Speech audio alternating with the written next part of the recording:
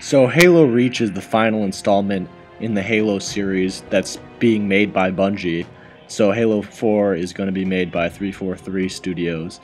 And I wasn't exactly hyped up for this game as much as Call of Duty Black Ops because I wasn't exactly the biggest fan of the first couple missions of Halo 3 ODST. This game's a prequel to the first 3 Halo games, so you won't be playing as Master Chief this time around.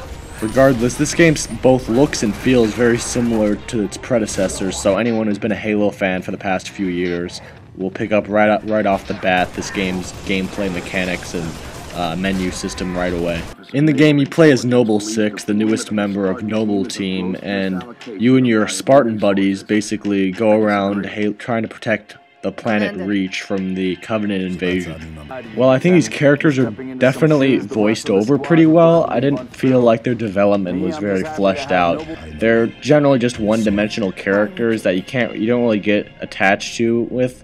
Unlike the previous Halo games and the Call of Duty games, I just wasn't very engaged in this story due to the fact, in my opinion, that the characters just weren't there for me. Like, for example, June, who's part of your team. He's barely even in the game, and his ending or whatever, towards the ending of the game, he just sort of disappears, and he never comes back. You don't really know what's happened to him, and it never resolves that in the next Halo game, so it doesn't really make sense story-wise anyway, but it still wasn't very satisfying in my opinion. Gameplay-wise, everything's pretty much the same as the other Halo games, where you basically pretty much just spend your time going around in pretty open environments, shooting a variety of different Covenant enemies with a variety of different guns and different vehicles in the game. The only really thing that's different is the control scheme is slightly more Call of Duty style. They changed a few buttons around. And you'll find throughout the levels these armor abilities that you can just sort of pick up, and these give you the ability to sprint or have a jetpack or roll around on the ground. They're just basically kind of almost like perks, and I definitely think they're a welcome addition to the Halo series. The main sort of gameplay problem I had with Reach's campaign was that the mission objectives were far too repetitive. They mainly revolved around, oh, you have to go blow this AA turret up, or you have to defend this certain location for 5 minutes or something. I mean, they're really just repetitive missions. And I thought that 2 of the missions actually follow the exact same format, and they're in the exact same location, so they're almost like 2 of the same missions. And I thought that was really lazy. And that whole thing, the combat tends to drag on towards the third part of the game, to the point where you can sometimes just tend to skip over enemies without actually trying to fight them. Despite the cutscenes showing some really cool footage of like the ships invading and stuff like that, some really wide shots of one of the Reach's cities being destroyed and stuff like that. During the actual gameplay, the game doesn't throw too many enemies at you at one time, and for me personally, I kind of felt like I was participating in like stupid small battles. Like there weren't that many all-out battles in this campaign at all. I also felt the art direction was a bit lacking. Most of the areas that you explore just kind of have a bland color. Like there's not as much like vegetation or coloring in this game compared to Halo 3's campaign. So there just wasn't enough interesting stuff to really look at. Finally, you could also play this game cooperatively with up to 3 other people like in Halo 3, and this greatly enhanced my experience. I found the game a lot more fun when I was doing it. And despite the Reach's campaign not being very great, I still managed to enjoy it a lot, especially the 5th mission, which is Long Night of Solace. They did a very good job of creating this sort of space feel when you're flying around shooting people in the ship. I almost felt like I was playing Star Wars Battlefront 2, which is a lot of fun, so that was probably one of my favorite parts of the campaign. I just wish the rest of it was more like that one particular mission. In terms of the multiplayer, there are a variety of different modes to play through, ranging from different variants of the Team Slayer kind of game mode, and then there's more objective-based like Capture the Flag, or Stockpile, which is like a variant of Capture the Flag where you have to capture 3 different flags. So I'm pretty sure someone will find a different mode that they like. A new gameplay mechanic that they added was the ability to assassinate someone. What this means is that you basically sneak up behind someone and hold down the right bumper, and then you'll perform an insta-kill on them, whether that be breaking their neck or stabbing them in the face with a knife. It looks pretty cool, and they have a pretty good variety, though. I'm sure that most people probably won't be able to do it too often in multiplayer, but that makes it even more satisfying than in the single-player campaign.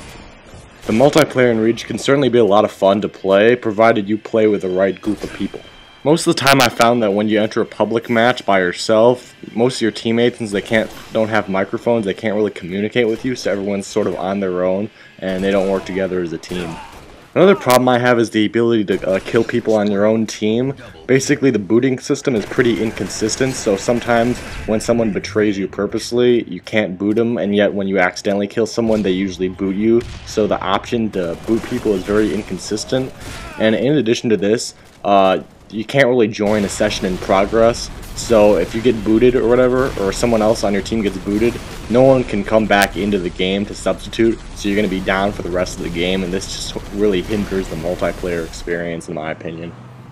Another problem I sort of had was on the bigger maps. They're too vehicle orientated, so if everyone sort of hogs all the vehicles like tanks and warthogs and revenants, then if you don't have a vehicle that you're in, then you're not going to get very many kills in the match. So I thought that's kind of really unbalanced on some of the bigger maps in the game, like Hemorrhage and the Island Paradiso.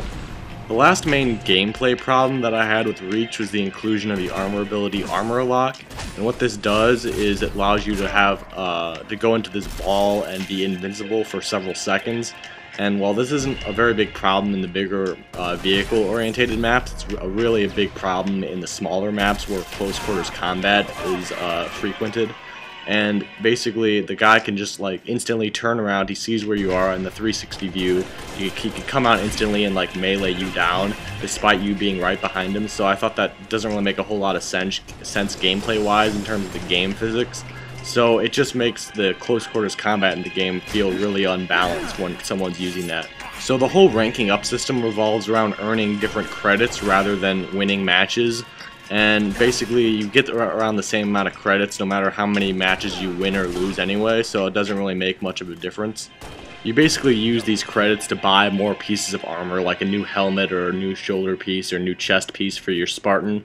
And while I did like the system, it does have a decent amount of variety. I just found that there wasn't enough customization options for it because there's only two different colors you could have, a primary and a secondary color, instead of like each individual armor piece having its own color. So I thought that was kind of disappointing and not very customizable. Also, once you rank up to a field marshal or a general, you've pretty much unlocked almost all the entire armory.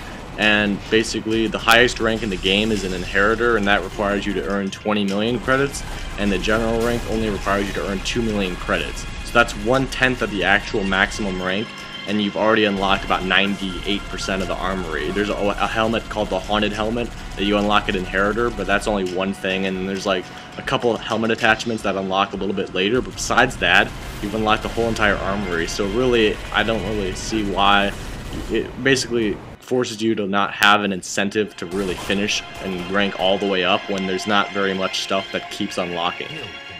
Another mode in the game is called Firefight, and basically you play this cooperatively with up to 3 other people, and you're put in an area that's usually found in the campaign mission somewhere, and you basically fight off increasingly harder waves of Covenant enemies and try and survive as much. It's similar to Horde mode from Gears of War 2. It's definitely a lot of fun, but I wouldn't really recommend playing it for more than like 5 or 6 matches at a time, since most of them are pretty long and it becomes a bit repetitive by the end, but it is definitely a pretty fun mode to play. Forge mode is another pretty good mode in the game, which basically allows you a huge world to like build whatever the hell you want in it. And basically, I don't think most people are going to get as much out of it, because unless you have really good creative building skills, I don't think most people are going to get as much out of it, but it's still fun to see what other people have created. I mean, you could create anything from like the Hogwarts school, from Harry Potter to like Lord of the Rings, Helm's Deep maps and stuff like that, so it's really cool to see what people have made in it. The only real problem I have is that if you're trying to build something and you accidentally delete or screw up the movement or something like that, there's no undo button. So I think that's pretty frustrating. Besides that, this is a great mode to play with your friends and build something.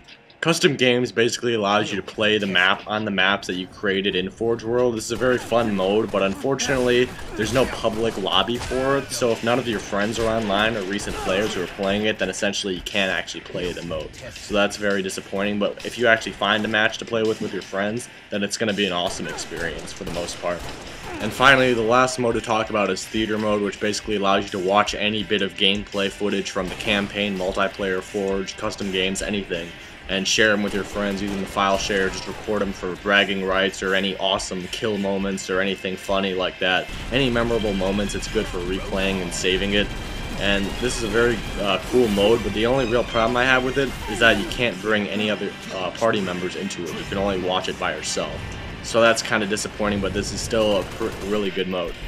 So all in all, I definitely enjoyed Halo Reach. I liked the armory system and the incentive to play up to general rank and stuff like that, and a lot of the modes were pretty fun, but I definitely don't agree with all the 9.5s and 10s this game is getting. It's definitely far from perfect in my opinion. A lot of the modes, like the campaign, and I thought some of the multiplayer aspects could have been polished up, like the armory system I thought could have been a little bit deeper. The campaign could have been a little bit tighter from a gameplay perspective and game design perspective.